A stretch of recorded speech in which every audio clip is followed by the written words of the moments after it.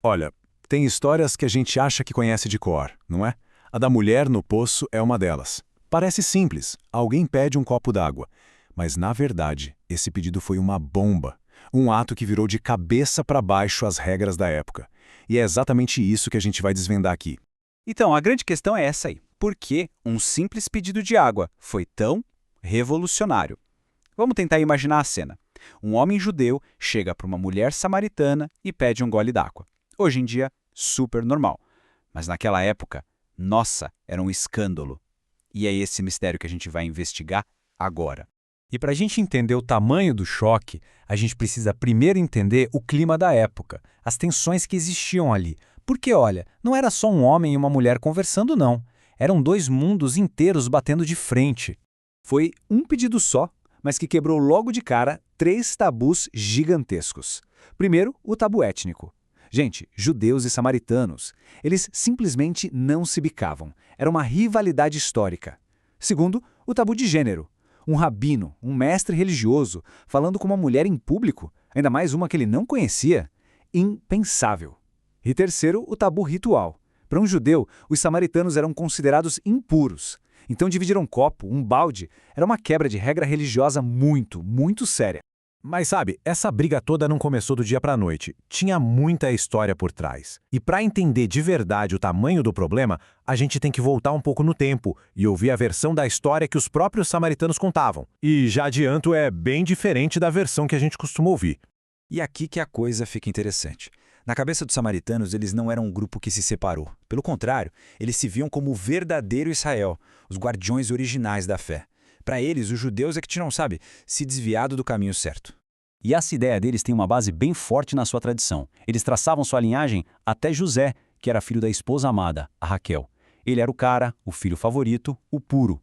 Já Judá, que é um ancestral dos judeus, era filho da Lia, a esposa que não era a preferida. E a história dele tem umas partes bem complicadas. Então, com base nisso, os samaritanos batiam no peito e diziam: a nossa linhagem é a mais pura.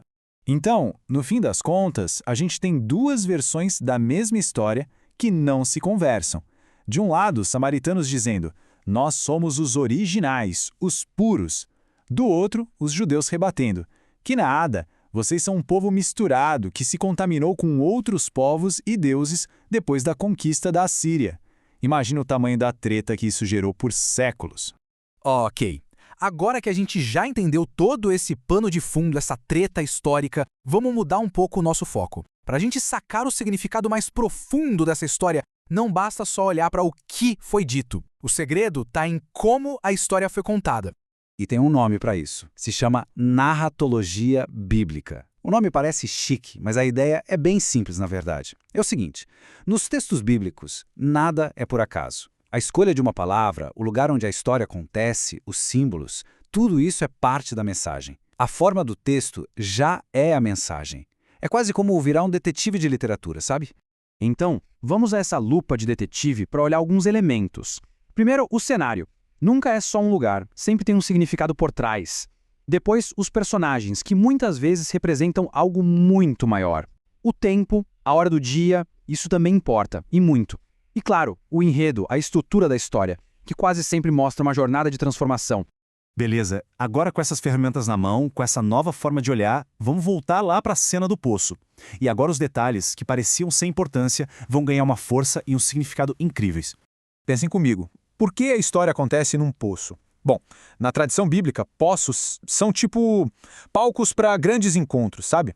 É onde coisas importantes acontecem, onde revelações são feitas. E a hora?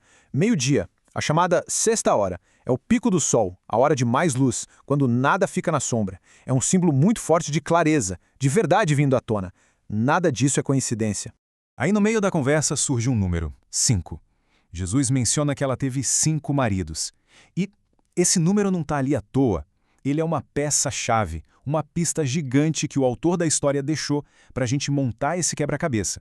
E olha que genial a construção disso. Os 5 maridos não são só sobre a vida pessoal dela.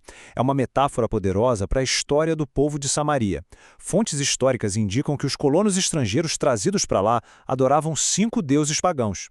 E o mais incrível, a palavra hebraica para um desses deuses, Baal, também pode significar marido ou senhor. Então, a história pessoal dela, na verdade, é um espelho da história coletiva do seu povo. É de arrepiar, né?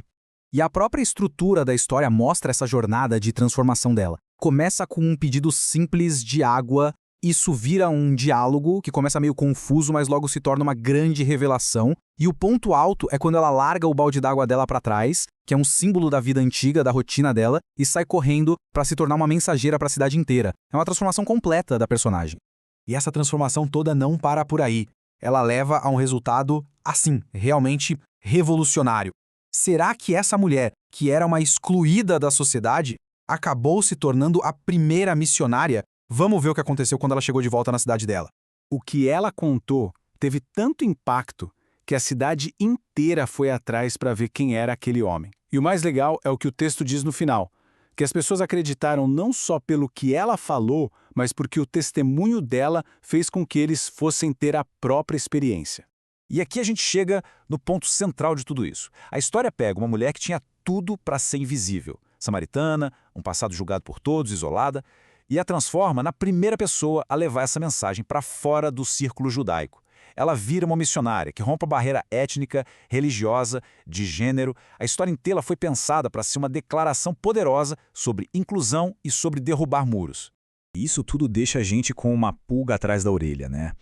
Se uma história que todo mundo acha que conhece, como essa, tem tantas camadas de significado escondidas na forma como foi contada, quantas outras narrativas antigas não estão por aí, só esperando que a gente olhe para elas com esse mesmo olhar de detetive para revelar seus segredos?